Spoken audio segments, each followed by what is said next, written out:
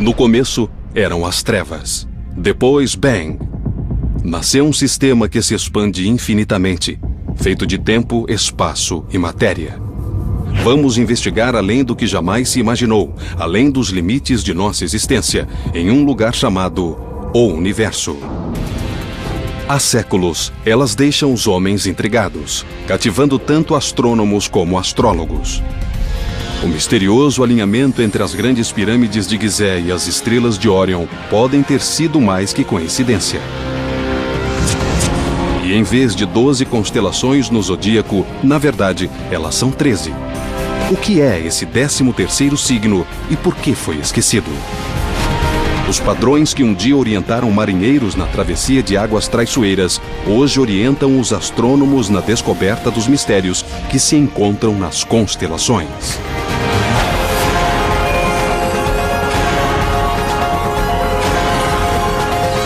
O Universo. Constelações.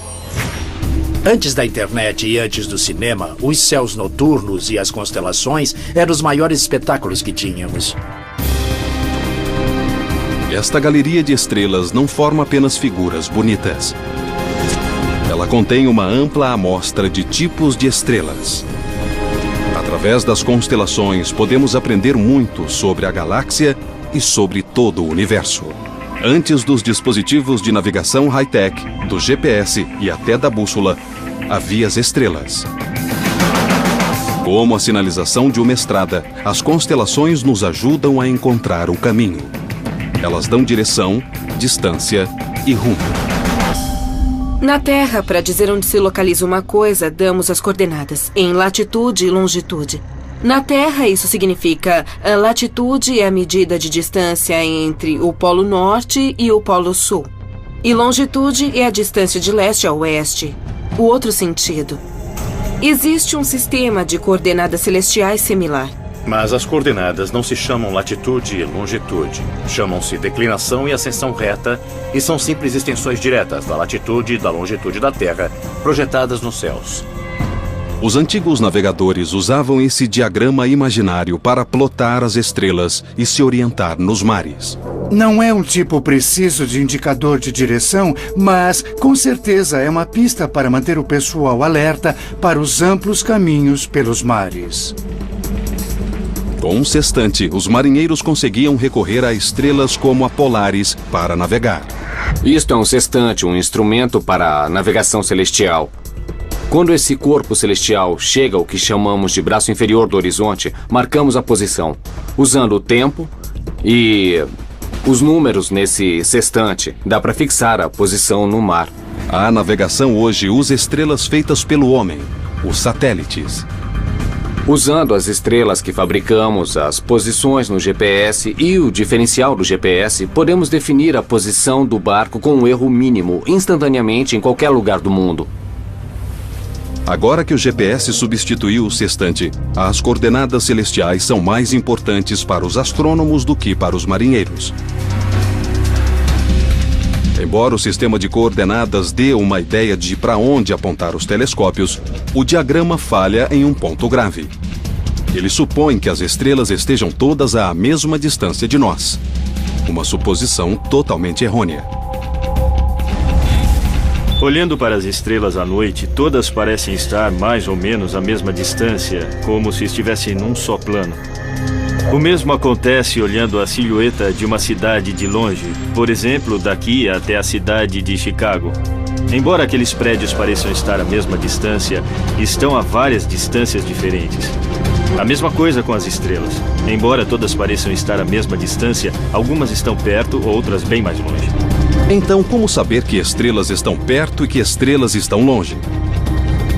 Essa é a mais difícil das respostas. Essa é a maior frustração de toda a astronomia. Olhando os céus noturnos, mesmo com telescópios, não dá para saber as distâncias. Esse é o santo graal da astronomia há séculos.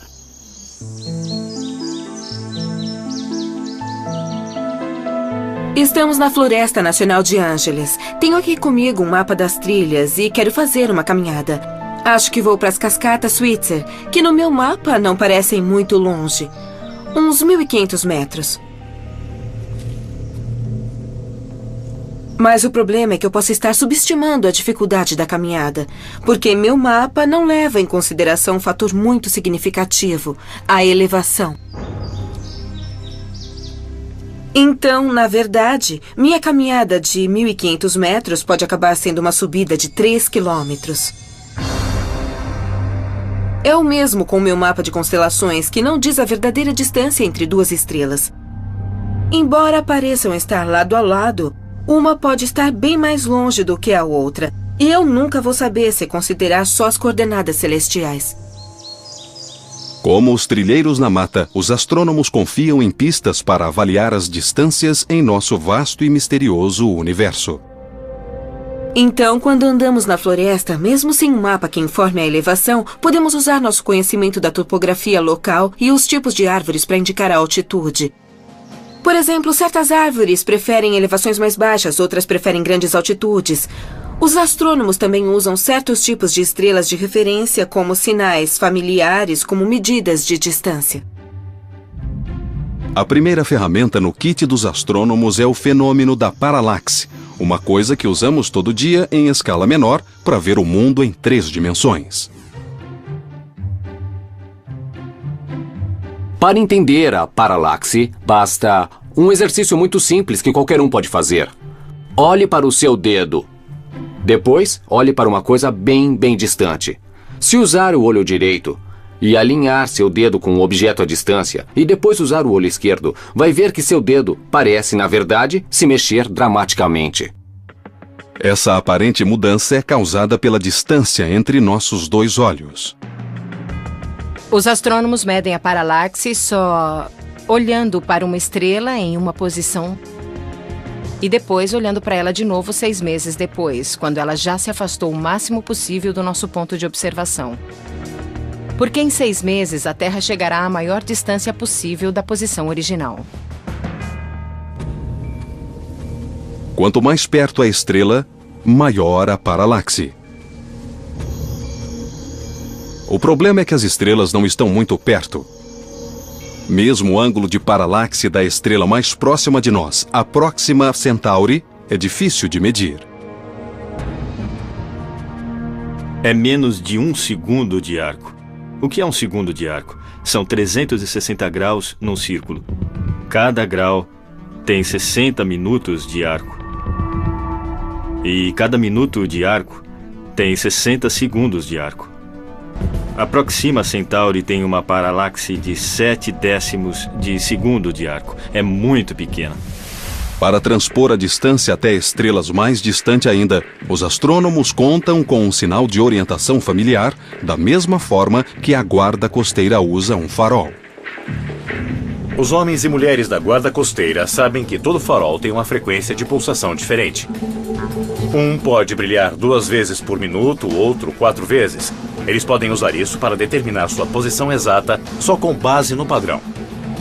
Do mesmo jeito, os astrônomos podem usar um farol cósmico chamado estrela variável pulsante.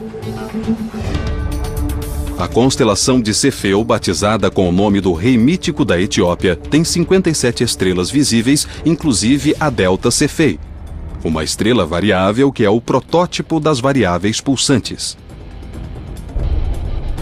Por uma sutileza da natureza, as cefeidas marcam o tempo como um metrônomo. Quanto maior e mais brilhante, mais devagar a cefeida vai pulsar.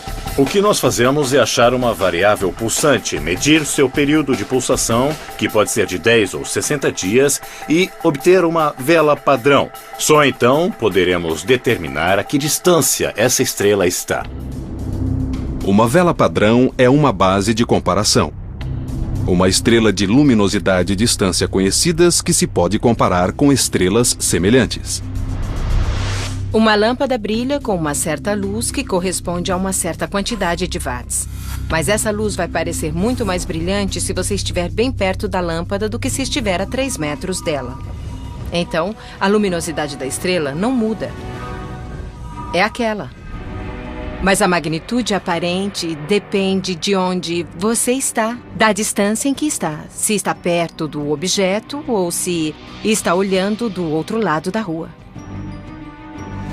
Se uma cefeida não parece tão brilhante, deve estar muito longe. Os astrônomos conseguem calcular a distância com base na palidez de sua aparência.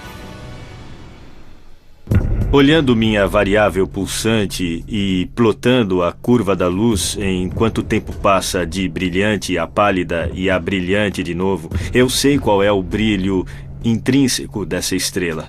E consigo calcular a distância das estrelas variáveis, observando seu período de variação.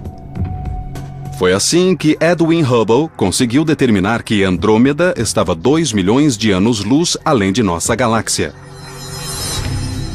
Mas as variáveis pulsantes têm limite.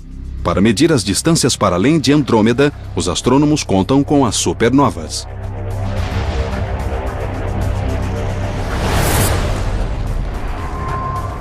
Acontece que as supernovas também podem ser classificadas como velas padrão. As supernovas de tipo 1A são todas iguais em todo o universo. Nós sabemos como calibrar, e é assim que determinamos as distâncias até o Big Bang, o próprio limite do universo. Examinando o Big Bang, os cientistas quase conseguem ver o começo dos tempos, 300 mil anos depois. Até nossas constelações mais conhecidas têm muito a nos ensinar sobre o cosmo.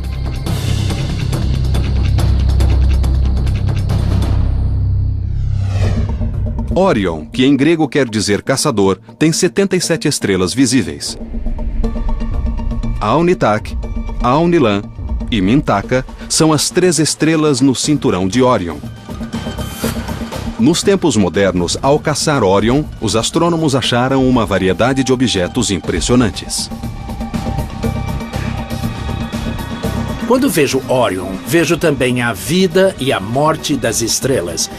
Logo abaixo do cinturão está um pequeno borrão chamado Orion Nebula. É um berçário de estrelas bebês, e dá para ver ao olho nu.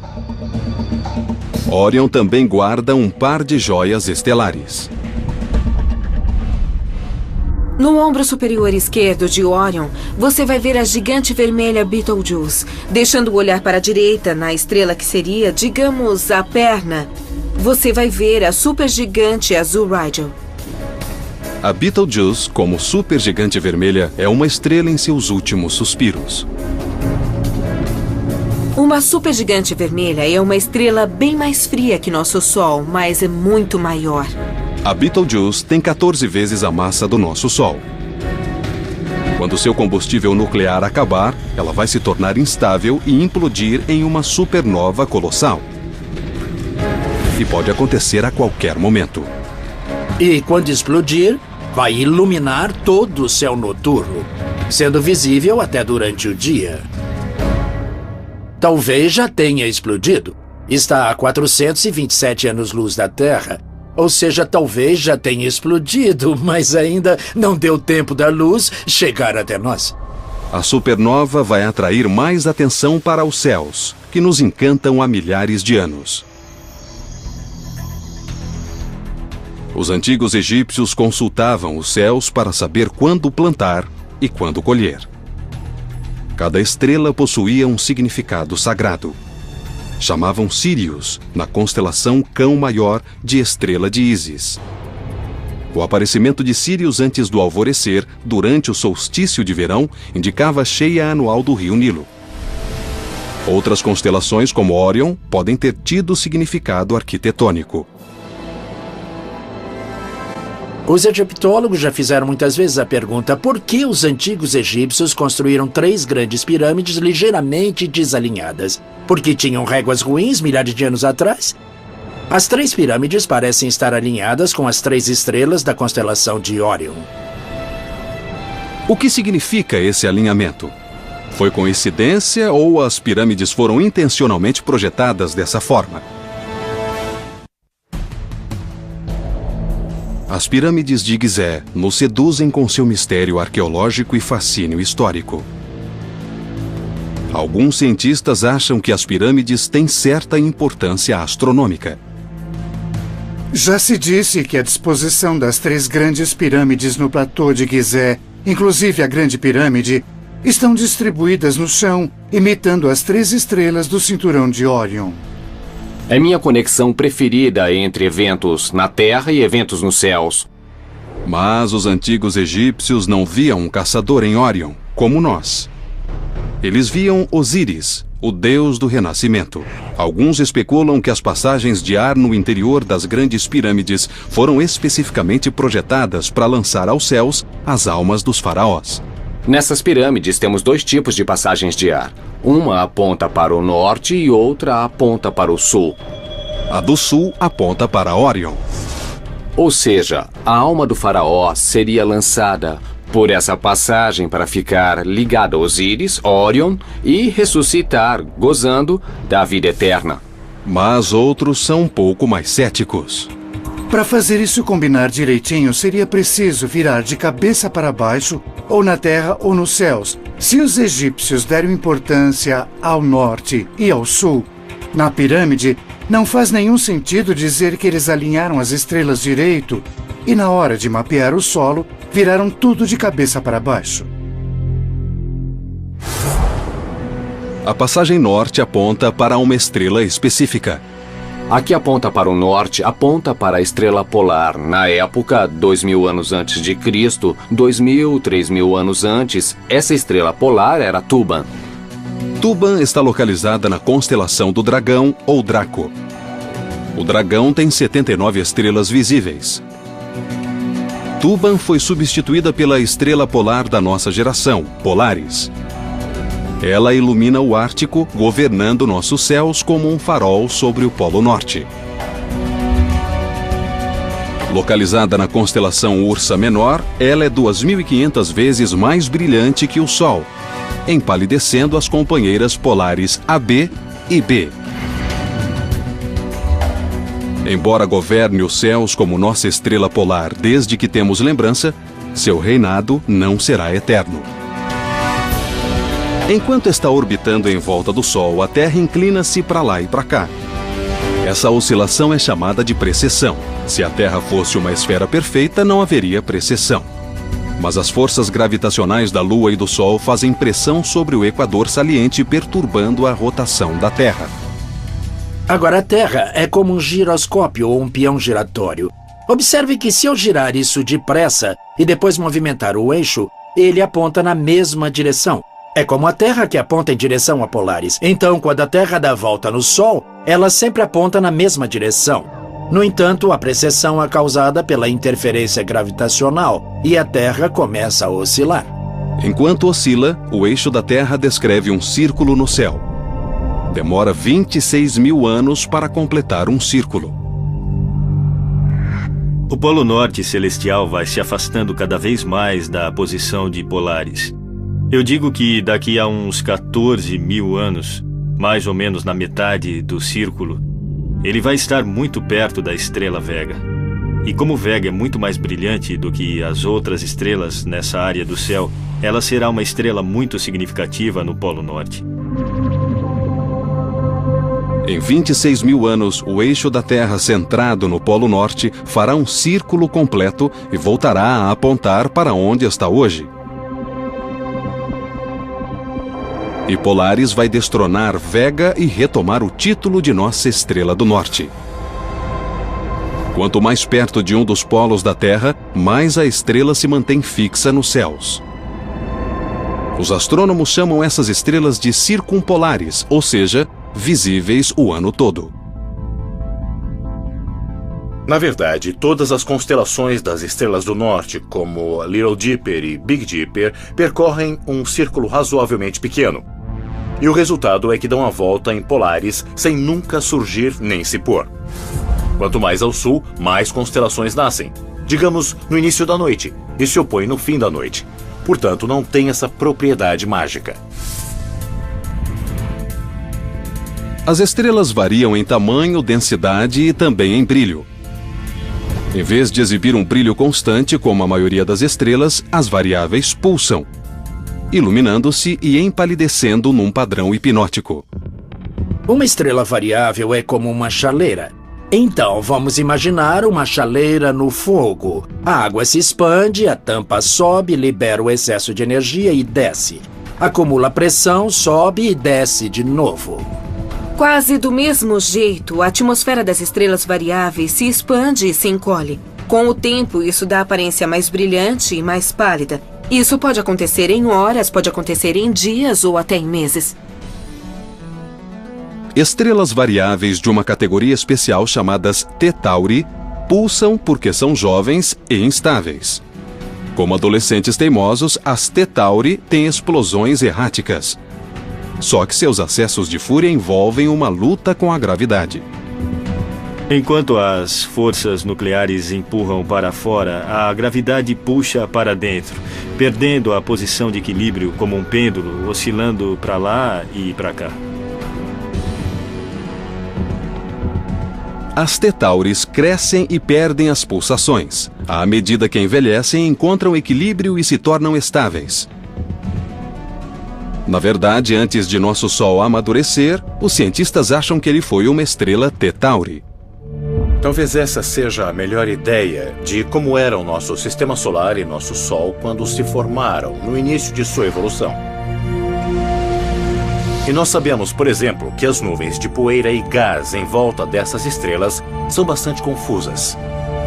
E deve ter sido uma cena bem violenta, com muitos calombos e pedaços de rocha colidindo umas com as outras e se bombardeando.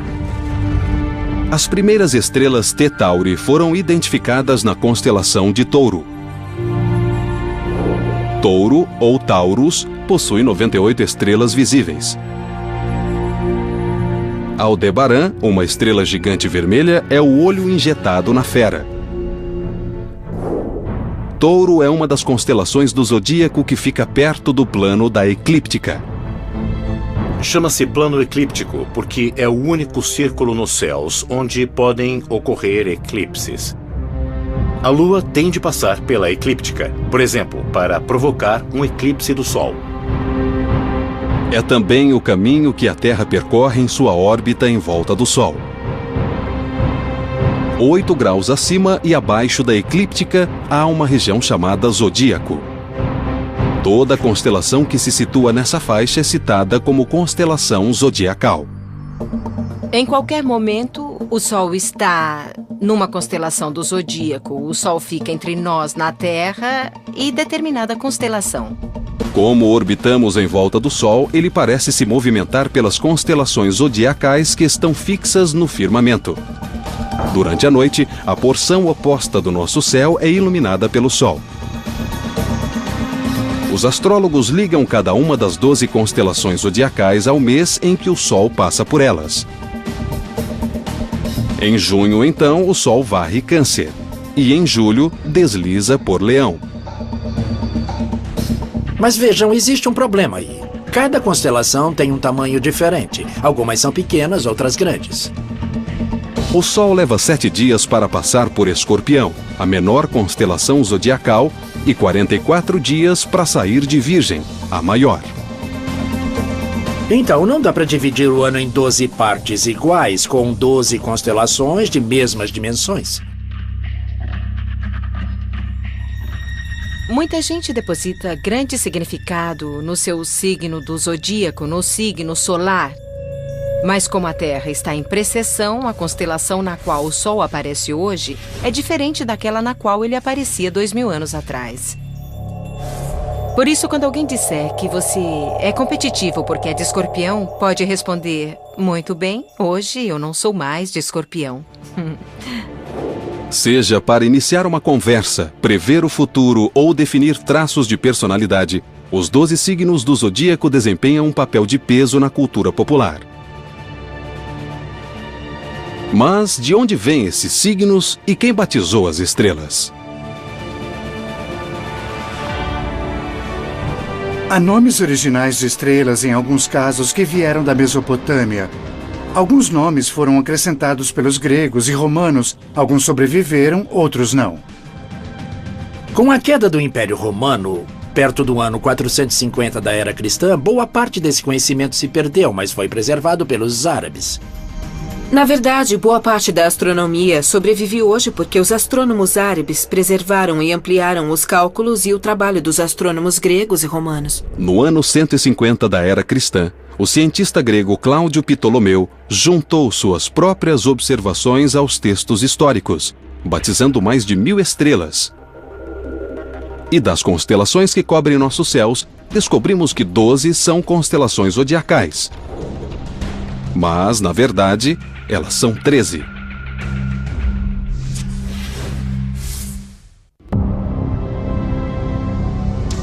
Mesmo que não sejamos adeptos da astrologia, quase todos sabemos qual é nosso signo astrológico. O que a maioria não sabe é que, em vez de 12 constelações zodiacais, na verdade, existem 13. Ofiuco, que em grego significa caçador de serpente, é nosso signo esquecido. Tem 55 estrelas visíveis e é onde está Barnard, a estrela que mais rápido se move em nosso firmamento. Aninhada entre Escorpião e Sagitário, Ofiuco deixa pequenas as constelações vizinhas. Embora seja um dos 48 padrões originais de estrelas que Ptolomeu classificou, alguns cientistas especulam que ela teria sido dispensada como signo zodiacal para se manter um número par de 12. Outros acham que a precessão poderia ter empurrado Ofiuco para fora do zodíaco, mas a verdadeira resposta ainda é um mistério. A única estrela no universo que não pertence a uma constelação específica é o nosso Sol. Em termos comparativos, o Sol é uma estrela típica de massa média que está envelhecendo. Mas estrelas com 50 ou 100 vezes a massa de nosso Sol são chamadas estrelas Wolf-Rayet. A mais brilhante delas, que se pode observar, é a Gamma Velorum, na constelação Vela. Essas massivas estrelas são extremamente luminosas e estão em seus últimos estágios de evolução. A razão de serem tão luminosas é que estão derramando energia e radiação de modo tão furioso que essa força é suficiente para empurrar as camadas externas da atmosfera dessa estrela. Essas estrelas se evaporam, tal o calor e a radiação que geram, restando apenas um núcleo central muito, muito quente. Embora os cientistas não tenham observado diretamente a morte de nenhuma, a especulação é que as estrelas Wolf-Rayet terminem a vida em colossais explosões de supernova, ou talvez se extingam formando massivos buracos negros.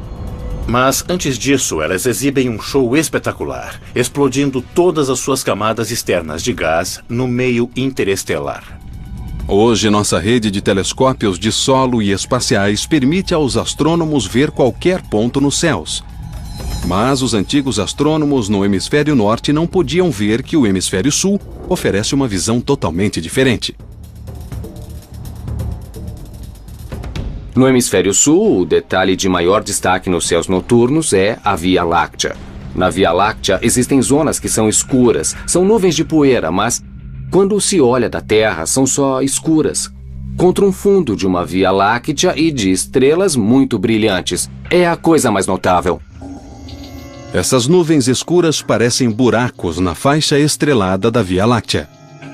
Existe um padrão tão peculiar nesses buracos que algumas civilizações, inclusive especialmente os Incas na América do Sul, identificavam essas manchas escuras como absorções ou constelações mesmo. Estas densas formações de poeira são conhecidas como constelações de nebulosa escura. Existe uma incrível ausência de estrelas numa região perto do centro da galáxia, que é chamado de saco de carvão. É uma nuvem de poeira tão densa que bloqueia toda a luz das estrelas atrás dela. Hoje o saco de carvão está na constelação Cruzeiro do Sul. A Cruzeiro do Sul, ou Crux, é a menor constelação e tem 20 estrelas visíveis. Os marinheiros confiavam nas estrelas Alfa e Gama dessa constelação para localizar o Polo Sul, já que não existe estrela polar no hemisfério sul. Com o desenvolvimento da astronomia, a comunidade científica se deu conta de que precisava unificar os nomes e formas das constelações. Em 1922, formou-se o grupo International Astronomical Union. Era como que um corpo político de cientistas designados para dividir os céus e definir os limites. Todo mundo concordaria assim com eles. Esses limites se baseavam nas constelações históricas. O grupo adotou a maioria das constelações originais de Ptolomeu e acrescentou outras, para incluir todas as estrelas visíveis sem sobreposição. Algumas foram batizadas mais recentemente no hemisfério sul, quando os europeus deram uma boa olhada nos céus meridionais. Ao todo, 88 constelações oficiais cobrem os céus noturnos. Mas há pequenas coleções de estrelas que formam padrões óbvios, chamadas asterismos, como a Little Dipper e a Big Dipper. A Big Dipper é composta das estrelas mais brilhantes da Ursa Maior. A Ursa Maior tem 71 estrelas visíveis. A Big Dipper é reconhecida por sua semelhança com uma concha de cozinha. A Big Dipper é, provavelmente, o objeto mais fácil de achar no céu, mesmo que não se conheça mais nada. Embora seja um asterismo tão familiar, a Big Dipper ainda é cheia de surpresas. A segunda estrela no cabo da concha, a Mizar, parece um único ponto de luz, mas um olhar mais atento revela que são 5 estrelas chamejantes. Cygnus ou Cisne tem 79 estrelas visíveis. Uma estrela chamada Deneb é uma usina de energia termonuclear que forma a cauda do cisne.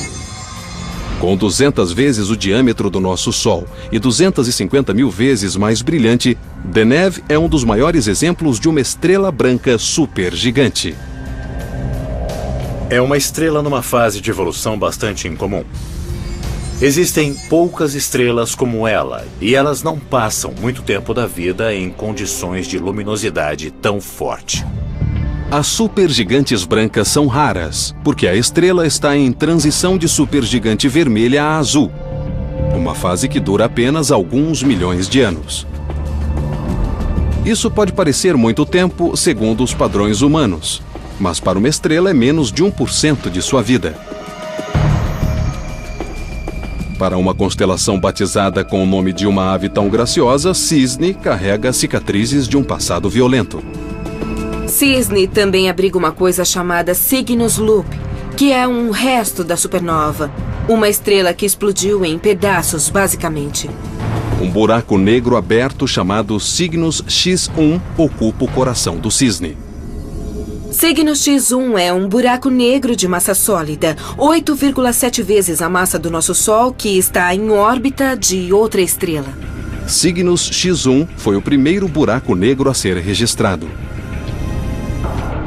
Detectamos Cygnus X1 não tanto por causa do buraco negro, porque é preto e é muito difícil de ver, mas por causa do seu efeito na companheira, que é uma estrela gigante. O buraco negro está lentamente devorando a companheira. E, com o tempo, provavelmente vai engolir a estrela. E quando isso acontecer, uma constelação vai perder uma estrela. E nossa percepção do firmamento noturno vai mudar para sempre.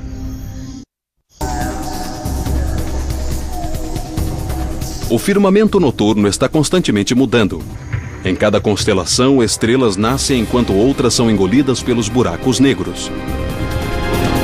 Cada explosão de uma supernova, cada estrela exótica e nebulosa tem uma coisa em comum. São todas identificadas pela constelação na qual estão localizadas. Mas mesmo antes de inventarmos superpossantes telescópios para vê-las, as constelações serviam a uma finalidade importante. Levavam às pessoas o noticiário noturno, que elas não ousavam ignorar. Era questão de vida e morte. Os céus noturnos são um calendário. Foi a primeiríssima invenção científica do homem. O calendário nos céus. O nascer e o pôr do sol, as várias fases da lua, o aparecimento e desaparecimento sazonal das estrelas, dá para ver que existe realmente uma ordem no mundo. E se vê realmente uma ordem nos céus que é útil para antecipar o que vai acontecer na Terra. É uma ferramenta de sobrevivência. Quando se olha para o céu, se vêem grupos de estrelas que estão ligadas a eventos importantes que nos alertam para agir de certo modo ou ir em certa direção, onde plantar e colher. Além de ver o padrão das estrelas mudar com as estações, os antigos fizeram outra observação fundamental. O dócil estelar variável dava forma ao mundo. Viajantes em longos percursos para o sul, por exemplo, da Grécia, começaram a ver constelações diferentes de qualquer uma que fosse visível em sua terra natal. Então, isso indica movimento em superfície curva. A perspectiva muda. Hoje nós entendemos a forma da Terra e o suceder das estações. Mas as constelações não perderam sua utilidade. Em vez de revelar segredos sobre a Terra, elas nos ajudam a compreender as estrelas. Uma constelação é bem parecida com um museu de arte. No museu de arte, você vai ver artistas que usaram vários tipos de materiais, tintas, fotografias e objetos comuns. Numa constelação, você tem estrelas que são feitas de materiais diferentes. Algumas têm mais hélio ou hidrogênio, carbono, silício, ferro, mas podemos reunir todas elas. Nos dois casos, os objetos que são reunidos no museu de arte ou uma constelação são coleções artificiais que nós juntamos por algum motivo. Como países, as constelações dividem os céus em territórios. Quando você diz Órion, eu sei exatamente a que parte do céu está se referindo. Então, para um astrônomo, uma constelação é como ter um mapa à mão, um jeito de organizar as coisas, de saber onde está tudo. E embora o firmamento seja infinito, podemos ver somente uma amostra de estrelas antes que nossa visão seja bloqueada por poeira e distância. Talvez numa noite bem escura você vai ver umas 1.500 a 2.000 estrelas a olho nu se não estiver usando binóculos em nada.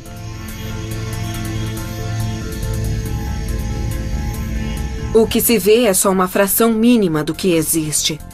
Seria como olhar a população dos Estados Unidos, 350 milhões de americanos, e ver 5 pessoas. Centauro ou Centaurus contém 101 estrelas visíveis. 2 delas, Alfa e Beta Centauri, são as estrelas mais brilhantes do nosso firmamento. Em Centauro está Alfa Centauri, a estrela mais próxima da Terra depois do nosso Sol. E um olhar mais atento revela que Alfa Centauri, na verdade, é um sistema estelar triplo.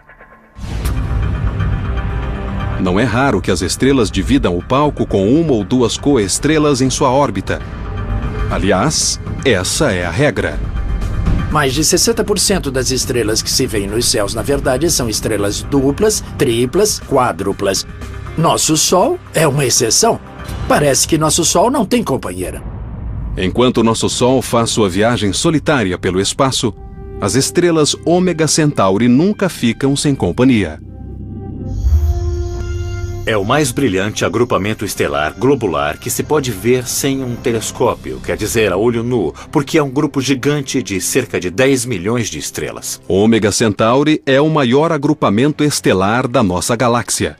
Essas estrelas intimamente ligadas têm órbitas diferentes, complicadas, mas mesmo assim conseguem se movimentar como um único grupo. De onde vem o agrupamento é a dúvida de todos.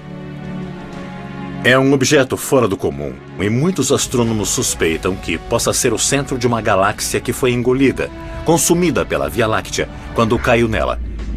Isso acontece com bastante frequência porque grandes galáxias são canibais e comem as pequenas galáxias. A Ômega Centauri, por exemplo, pode ser o que restou de um desses processos. A luz de Alfa Centauri leva cerca de 4,2 anos para chegar até nós. Mas quando olhamos Ômega Centauri, estamos vendo uma luz que viajou 16 mil anos. Isso é indicação da verdadeira dimensão de Centauro. E mostra também que uma constelação existe somente nos olhos de nossa mente. E que cada estrela, como cada obra de arte, suplica para ser explorada.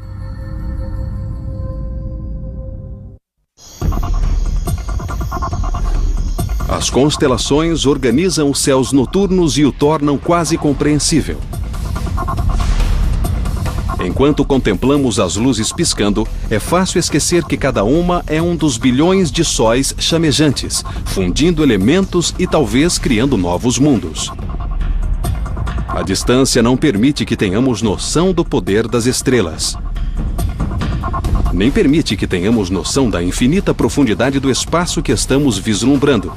Os planos nivelados das constelações são uma ilusão. Ao se afastar vários anos-luz do Sol, as estrelas próximas começam a mudar em relação às estrelas distantes do fundo, e as constelações começam a se distorcer. Há 10, 20, 30 anos-luz, provavelmente não se reconheceriam algumas das constelações. Então, se você vivesse num planeta que orbitasse Vega, que está a 25 anos-luz daqui, você teria um conjunto diferente de constelações no firmamento. Milênios contemplando o céu tornaram previsível o grandioso movimento das constelações. Nossa rotação em volta do Sol nos transporta por seu ciclo anual. As estrelas nas constelações estão em constante movimento, não só enquanto a galáxia gira, mas também enquanto a gravidade de cada estrela empurra e puxa suas vizinhas. O movimento mais rápido das estrelas é de 240 km por segundo. Nós não temos nenhum objeto feito pelo homem que consiga ser tão rápido. O movimento aleatório dessas estrelas em relação umas às outras é algo como 15 ou 30 km por segundo, e isso se compara à velocidade de nosso foguete espacial mais rápido. Isso é, claro, mais rápido que qualquer projétil de alta velocidade. As estrelas estão sempre em movimento e sua distância de nós mascara sua enorme velocidade. É como olhar pela janela de um automóvel em velocidade. Os mourões de cerca e árvores mais próximos da estrada passam voando, mas a paisagem mais ao longe se arrasta lentamente. Em nossa vida, aliás, em 1000 vidas, a maioria das estrelas nem parece se mexer. O que me intriga é pensar que, se eu pudesse achar um dos nossos parentes recentes, o homem de Cro-Magnon, por exemplo, ele provavelmente me corrigiria, porque estaria mais familiarizado com os céus e conheceria as constelações um pouco melhor do que as pessoas de hoje. Mas, pouco a pouco, nossos mapas estelares estão completando sua data de validade. Daqui a 10.000 anos, as estrelas serão visivelmente diferentes, assim como as constelações do que vemos hoje. Daqui a 500.000 anos, serão irreconhecíveis e, se fosse possível ver uma foto do tempo transcorrido num período de 1 milhão de anos, nós veríamos estrelas correndo pelo céu. As constelações são um instantâneo, um retrato plano do céu noturno. E como retrato, é uma boa semelhança, mas não é a história toda. Se pudéssemos voar pelo espaço e vê-las de outro ângulo, essas formações antigas e familiares não seriam identificáveis. Mas aqui, agora, as 88 constelações oferecem marcos tranquilizadores enquanto nos recordam nosso passado. As constelações realmente não cumprem as funções que cumpriam originalmente para aqueles que as detectaram. Para eles havia uma ligação direta de causa e efeito entre uma coisa que era do interesse deles e suas vidas. Observavam Sírius porque era uma indicação sazonal. Não usamos mais o firmamento dessa forma, mas as histórias permanecem e as imagens permanecem. Nós nos agarramos a essas constelações e, francamente, fico encantado com isso. Em vez de contar histórias do passado, a astronomia moderna nos estimula a olhar para as constelações como um agrupamento de possibilidades. A maioria das constelações tem 3 a 5 planetas nelas. E daqui a mais alguns anos vamos identificar talvez centenas de planetas semelhantes à Terra orbitando outras estrelas. E vamos ter uma revelação toda noite, percebendo que quando olhamos as constelações, alguém pode estar nos olhando. Num espaço tão vasto onde só podemos ver uma pequena fração do nosso universo, olhamos para as estrelas imaginando o que significa tudo isso. Projetar padrões, inventar histórias, tentar solucionar os mistérios guardados por nossas constelações.